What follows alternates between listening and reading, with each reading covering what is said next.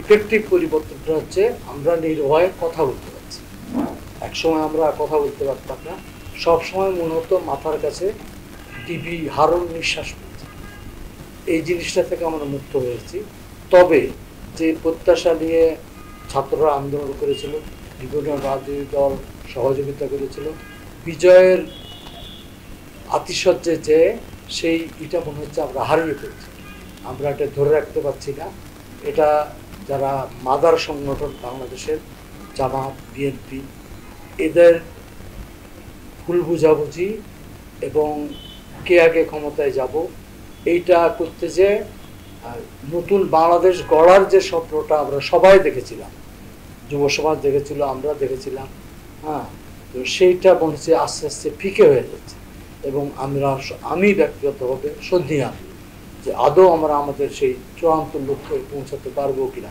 যে শহীদরা রাস্তায় রক্ত দিল, যে শিশুরা রক্ত দিল, যে ছাদের উপর শিশু গুলি খেল, তাদের রক্তের আসল মূল্যায়ন আমরা করতে পারবো কিনা, এটা নিয়ে আমি একজন সাবেক রাজনীতিবিদ হিসাবে, সাবেক ব্যাংকার হিসাবে আমি সন্দিহান।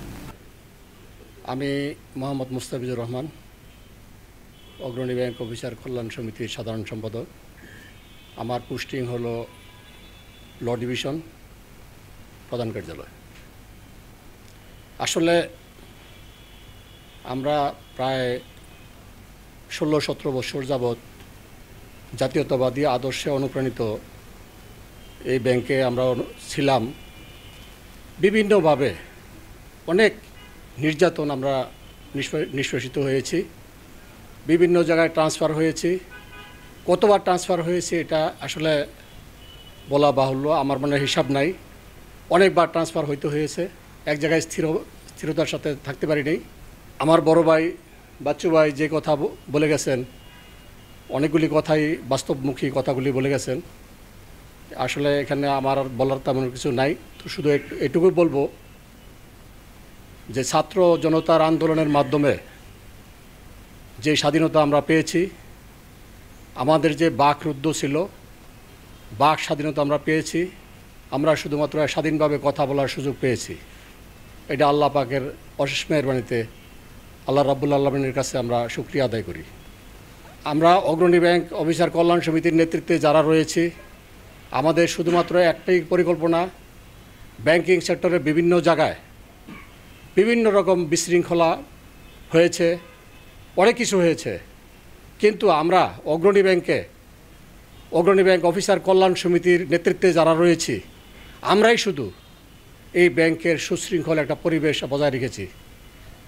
আমাদের ব্যবস্থাপনা পরিচালক মহোদয় 6 তারিখ থেকে, স্বাধীনতার পরে 6 তারিখ থেকে উনি অফিস করতেছেন, সকাল থেকে বিকাল পর্যন্ত। আমরা কোনো ধরনের বিশৃঙ্খলা আমরা করতে দেইনি, যদিও কিছু অসাধু কিছু লোক বিশৃঙ্খলা করতে চেয়েছিল, সেটাকে আমরা প্রতিরোধ করতে সক্ষম হয়েছি।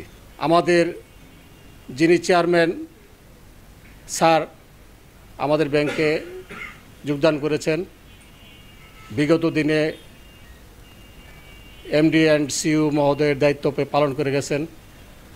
আসলে এমডি এবং সিইও মহোদয়ের দায়িত্ব পালনকালীন সময়ে এই ব্যাংকের যে ক্রাইটেরিয়া করে গিয়েছিলেন, সেখানে উনি যে ফসল আমাদেরকে দিয়ে গিয়েছিলেন, সেই ফসল আমরা আজও পর্যন্ত ভোগ করতেছি।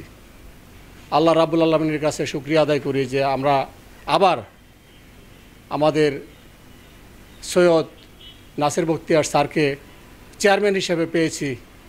এটা আল্লাহ রাব্বুল আলামিনের কাছে শুকরিয়া আদায় করি।